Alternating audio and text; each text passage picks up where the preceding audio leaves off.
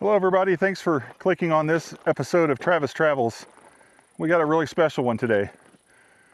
We've traveled from our home state of Indiana back out to Nevada, and today we're going to explore the Mohawk Mine. Now this is a really interesting area because it's so well preserved. It's so remote that the miners had to come out here and live, so a lot of the buildings are still remaining. So we're going to explore all that.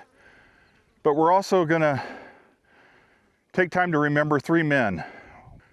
They were asked to go into this mine October 16th, 1959 to remove some equipment from a stope known as the Hines 202. Now, if you're not familiar with mining terms, a stope is basically a large room that has been mined out. And this thing was huge. And in the process of removing the equipment, the roof collapsed, burying these men alive.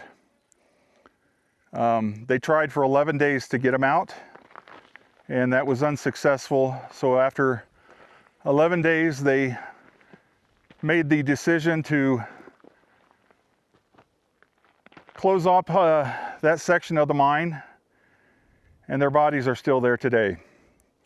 So we're going to try to locate that area. The collapse was so large it went all the way to the ground.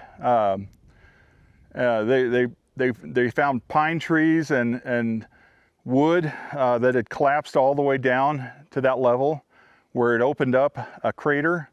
So we're going to try to find that, and we're going to try to mark these brave men's graves.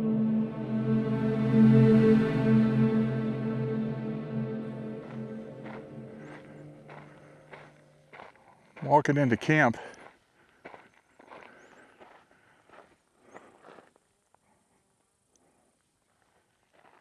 Amazing view up here. Those, I don't know how well you can see it over there, the snow-capped peaks. Those are the White Mountains in California.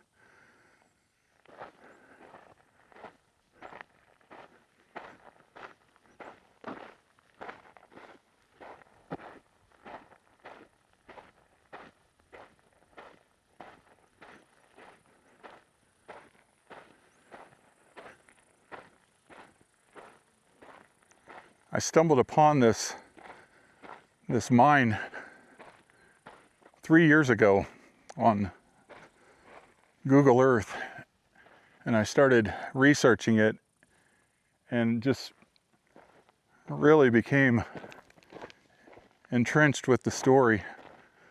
Oh wow. One of the first buildings we find is one of the most important buildings, the outhouse.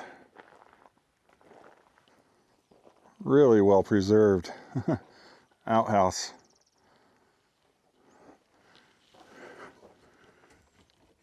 Doors missing. But let's see. You gotta look, right? That would do the job still today.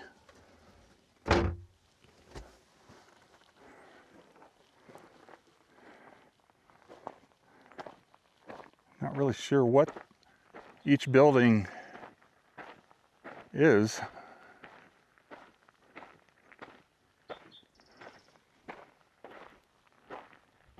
You can tell people have been up here camping.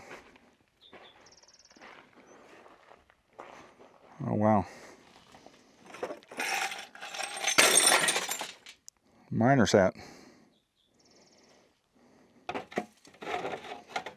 And judging from the fiberglass showing through, I would say that is pretty old.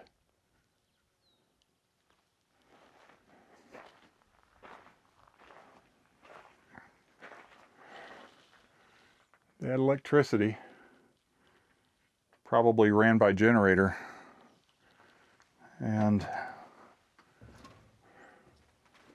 please respect this cabin. Thank you. We absolutely will.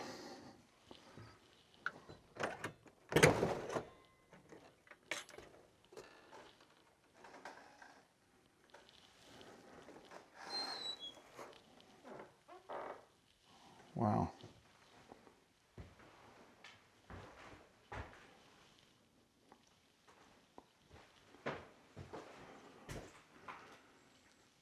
People have pretty much heeded that request, except for whoever Hitchman 16 is.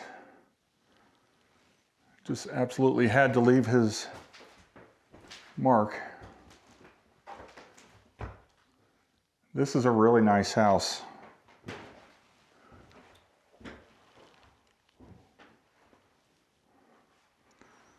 My guess is this might have been maybe a superintendent's house.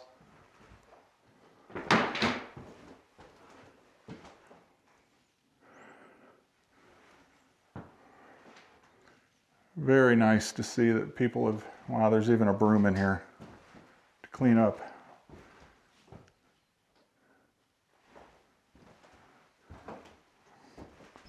The floor's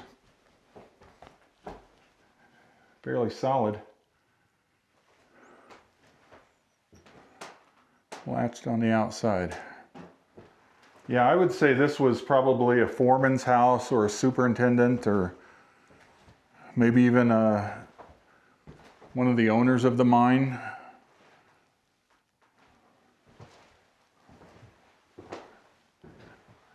Very nicely preserved. So, getting back to the history of this mine, it dates back to the early 1920s, but the real heyday for this mine was in the 60s. Late 50s and 60s.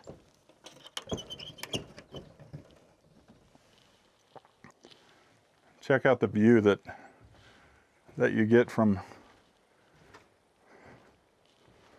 this first cabin.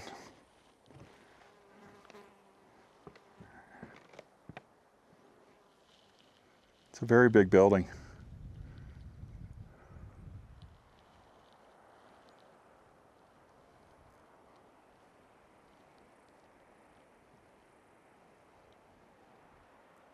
You can really hear the wind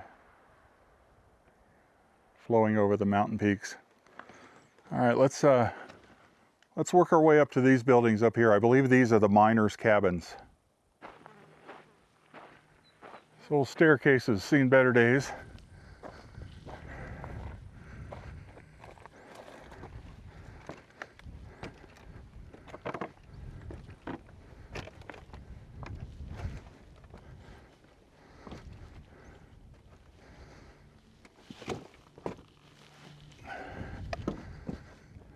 Still works though.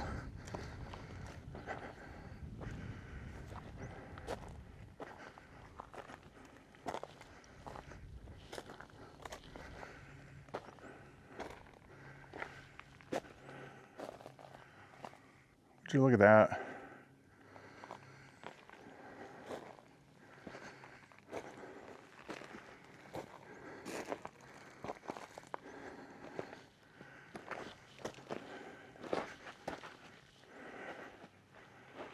Start down on this end.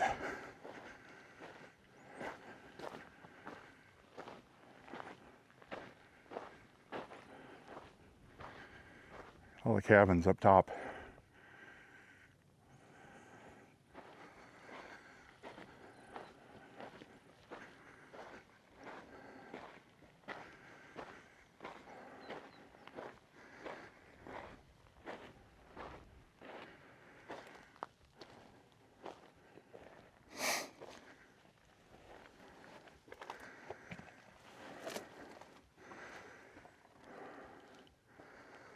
Oh, a little bit of a collapse.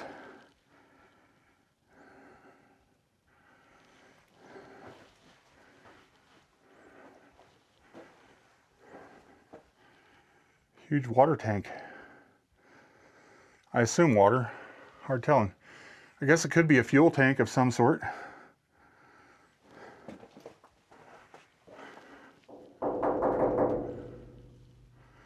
And this looks like another massive tank.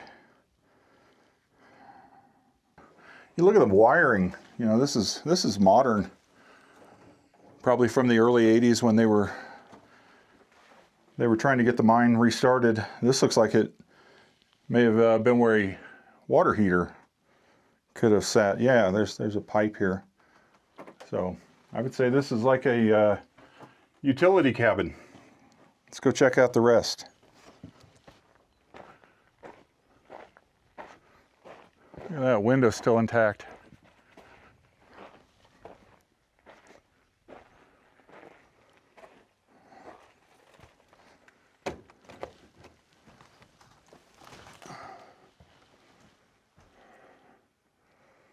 Wow.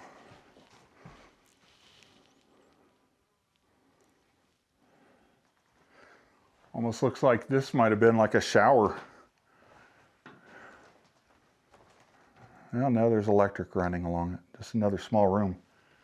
I would say these were just small bedrooms for the miners. Or again, it could be the owners or management.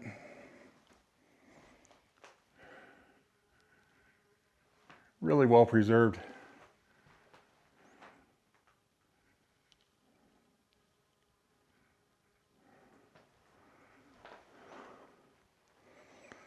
All right.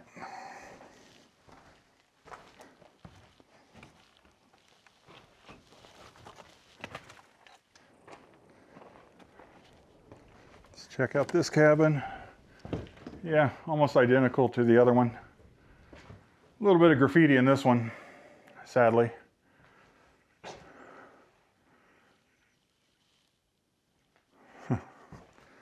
Some graffiti that says laugh, love, live, lithium.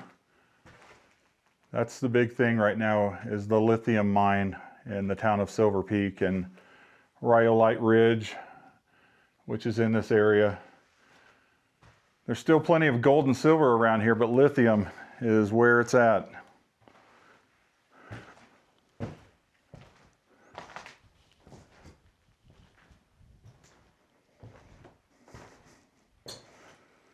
Little desk.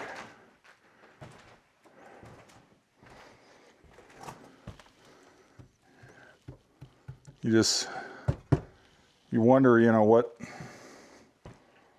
plans sat on that, maps of the mines,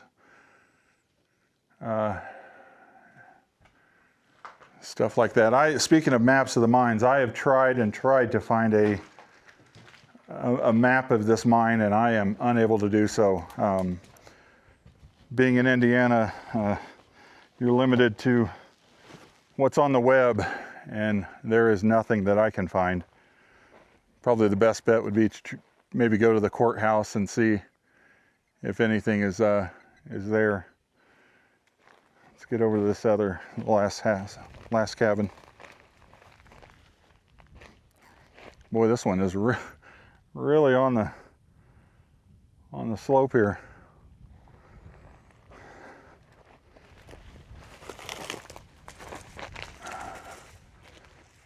Oh, stairs are totally gone off this one.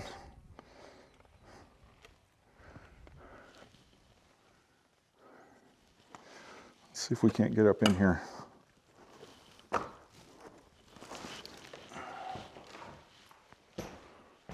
little bit of ceiling caving in with insulation on the floor. But wow, 2 bed springs still here. Look at that. Definitely not a high-end mattress box spring there. You know, the accommodations probably aren't too bad for as far as mine camps go. Little somebody made some shelves, not bad.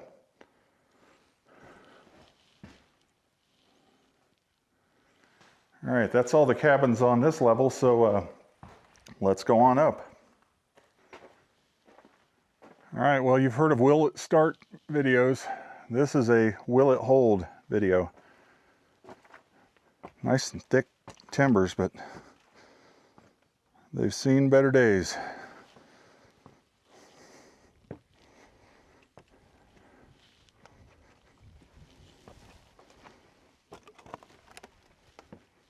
Still getting it done though. Just skipping the bad ones.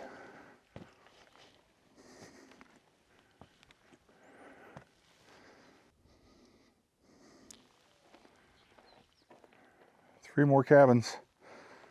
Much beefier step on the top step here. And wow, look at this. So this is what it was really like. Imagine it, one time all the other cabins that we've went in looked like this.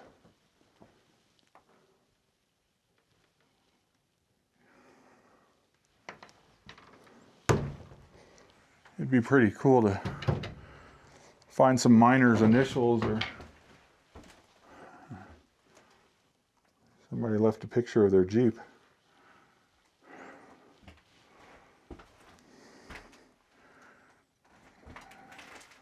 Very much like a jail cell, 8 by 10.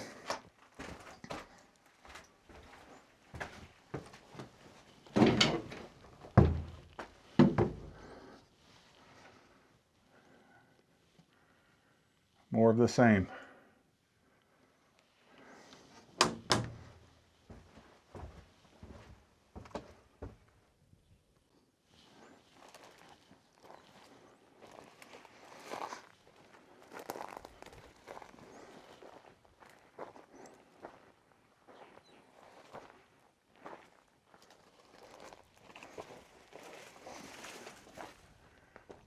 Yeah. Some of them have the partition walls and others don't, but they're all the same style.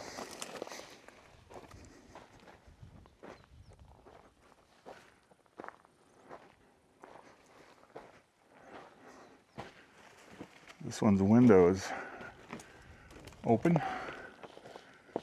Big room here.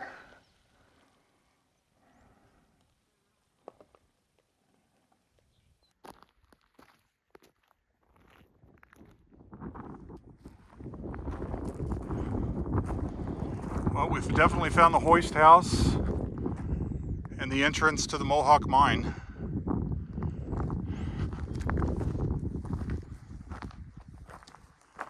This is where the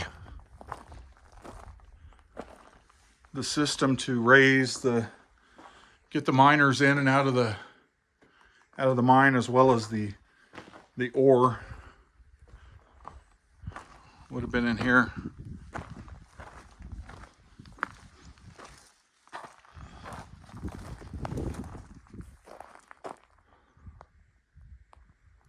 Yeah. Wow, look at this plate steel. Man, I'd like to take that back with me, but I don't think it would fit in my carry-on. Look how solid that is. Modern wiring. Heavy gauge wire for the electric motor to operate the hoist. Something is nesting here. I'm not really sure what. Looks like a bird's nest, but it's on the ground.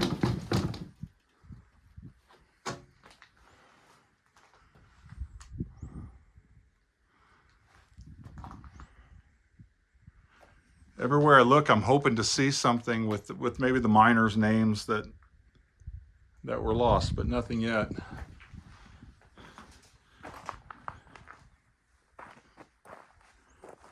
Let's look over this edge.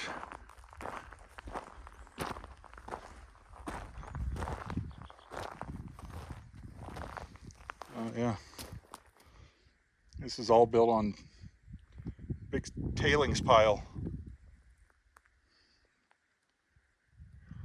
Absolutely gorgeous view. Rough way to make a living, but man, it's pretty up here. Let's see what we can figure out over here at the mine entrance. See if this is an adit or a vertical shaft.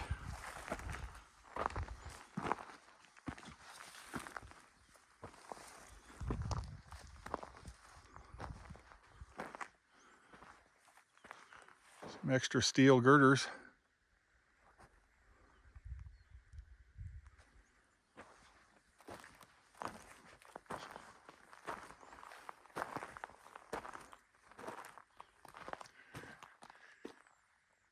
And This is the entrance to the Mohawk Mine.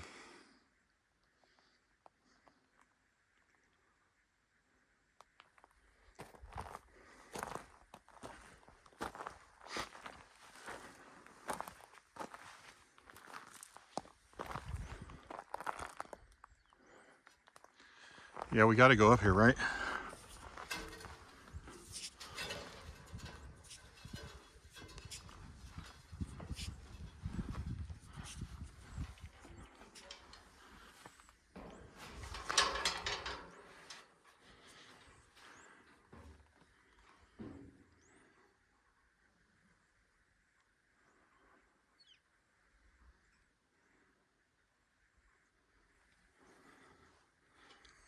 Just amazing to think of how difficult it was to get everything up here, especially back in the 20s when this mine opened.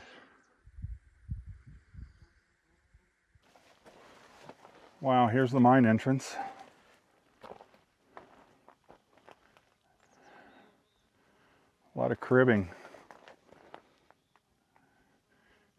Definitely a vertical or a sloped entrance. Let me see if I can drop down in here. Oh, wow.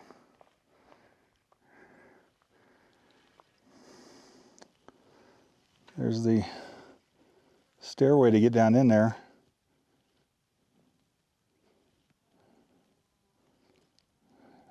Fascinating. Look at the rail, the incline rail to bring the ore carts up.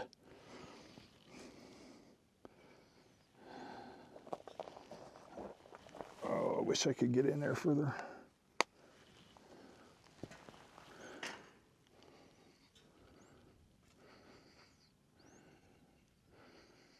That's as far as I'm going in, folks.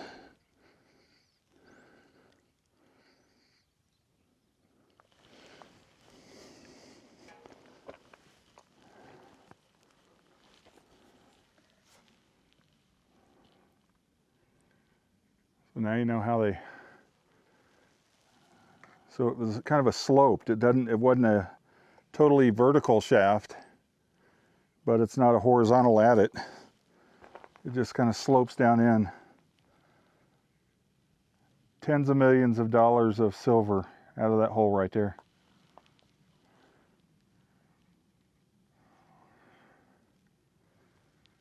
Amazing.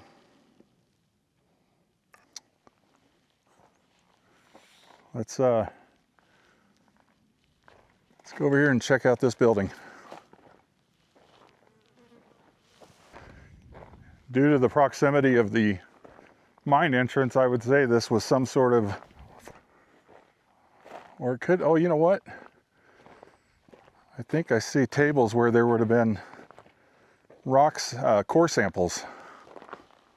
So this would be like an assay office. Yeah, that's exactly what this is. Wow. Oh, wow. Oh, very cool. Look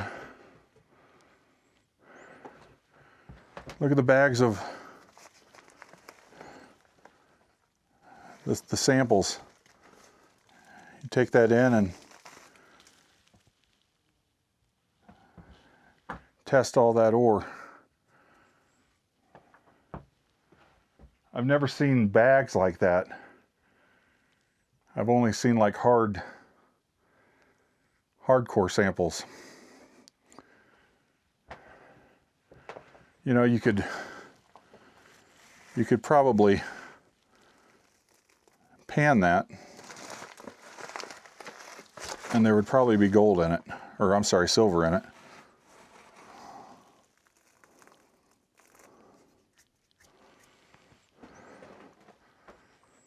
I wonder, you know, it's like, I mean, look at these bags under here. Oh, these are tagged. It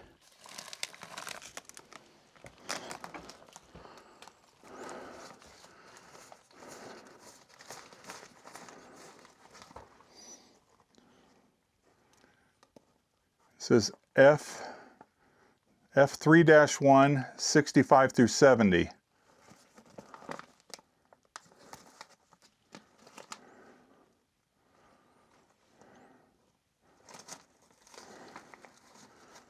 That's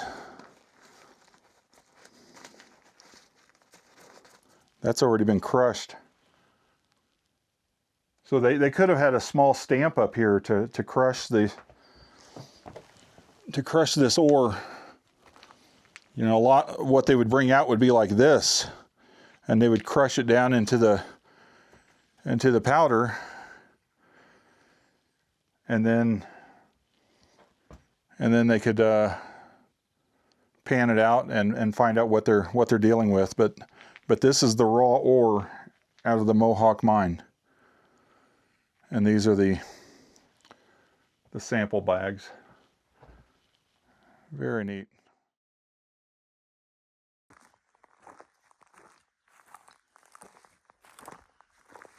Now the reason I'm walking over here, it's putting us right over the collapse where the Heinz 202 stope was.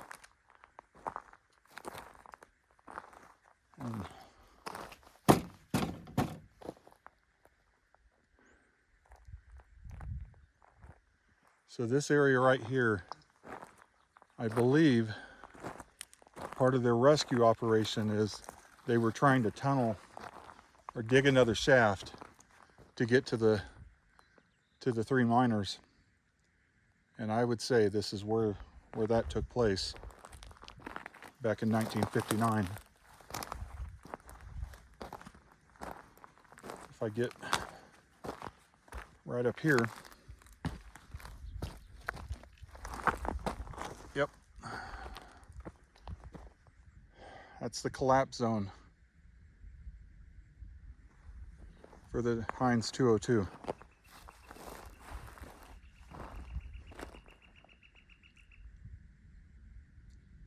So they would have been right up here for 11 days digging furiously, trying to sink another shaft to get down to those men.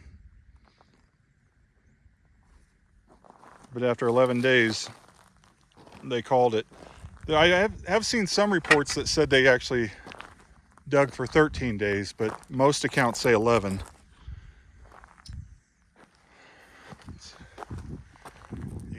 You can see all the tailings from where they were digging.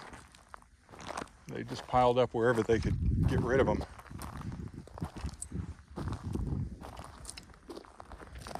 Yeah, this kind of shows you that shaft better.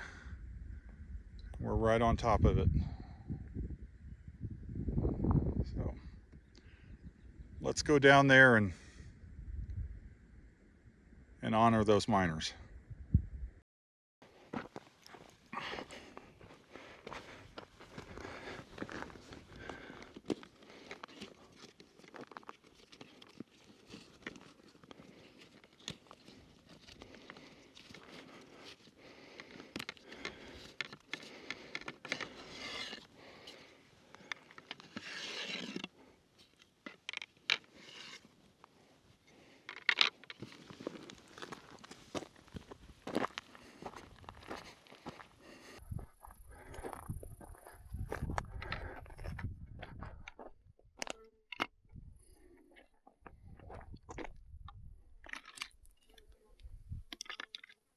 When I came out here with the idea of putting these crosses in the ground for the miners, I knew the ground would be hard.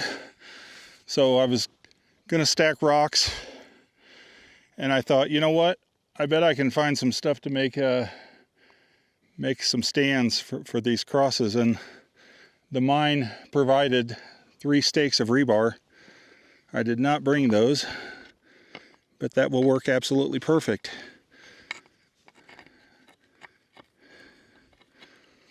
All these years later, the Mohawk is still providing.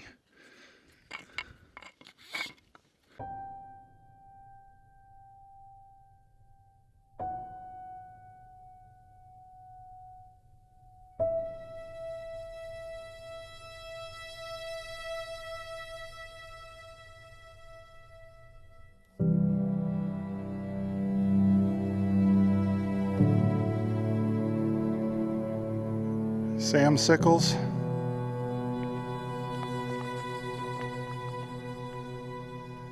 Bill Delorme.